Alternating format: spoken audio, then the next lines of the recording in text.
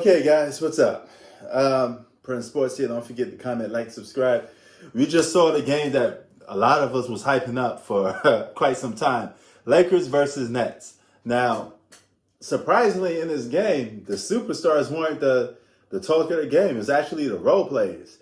TCL and Joe Harris put on a show. James Harden and Kyrie Irving was, for the most part, very mediocre in this game. LeBron James dropped 32 points, but it was a very quiet, meaningless 32 points. It really had like no effect. It's like the perfect 32 points without no effect on the game.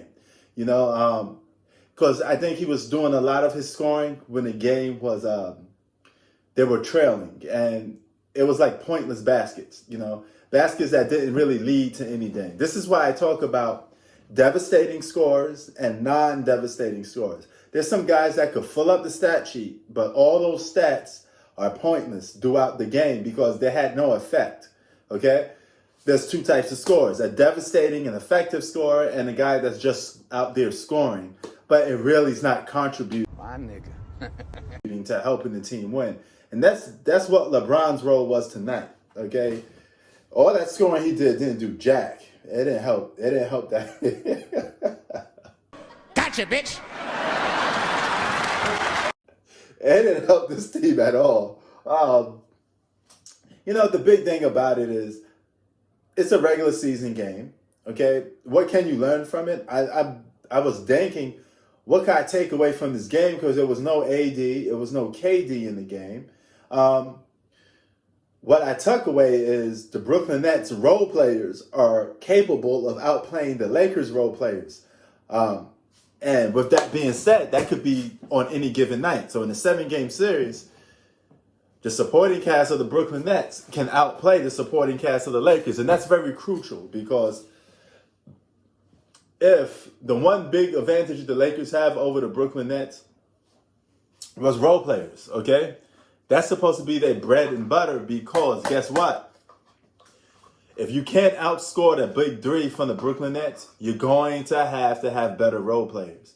And if those role players are capable of doing that to the Lakers role players, making Kyle Kuzma disappear, THT didn't show up, Montrezl Harrell didn't show up, you know, all their role players, none of them showed up, okay?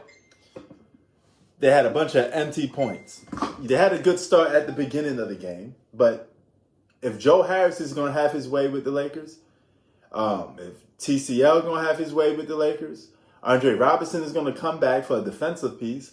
The Brooklyn Nets are defensive pieces away from a championship. They could win the championship this season if they go out and get the perfect 2 to 3 role players that could play defense. That's all they need. They need defensive stops to win the championship this season. But they got enough talent to win it now, okay, in terms of offense. But as far for LeBron James, is he out the MVP conversation? Yo, now you know the routine. Before I continue, this was the Lakers and the Nets tonight. So, check this out. The hell are you supposed to be?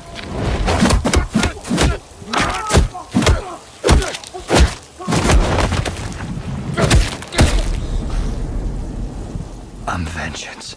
I can't say one game does it, but they have a losing record against winning teams, and they have to increase that if he wants to win the MVP.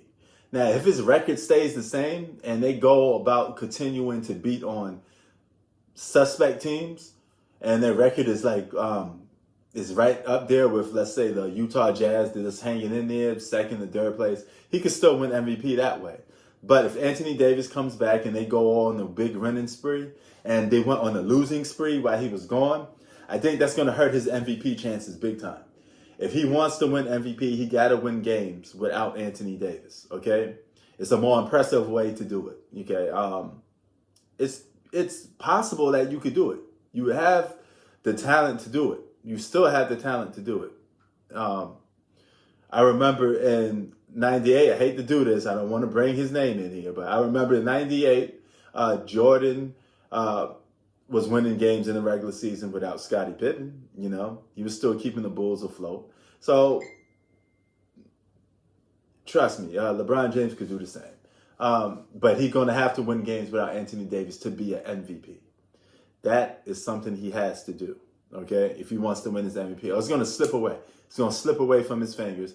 And somebody that least desirable throughout the media's eyes, like a Donovan Mitchell, would deserve the MVP because it is a regular season award and his team got the best record.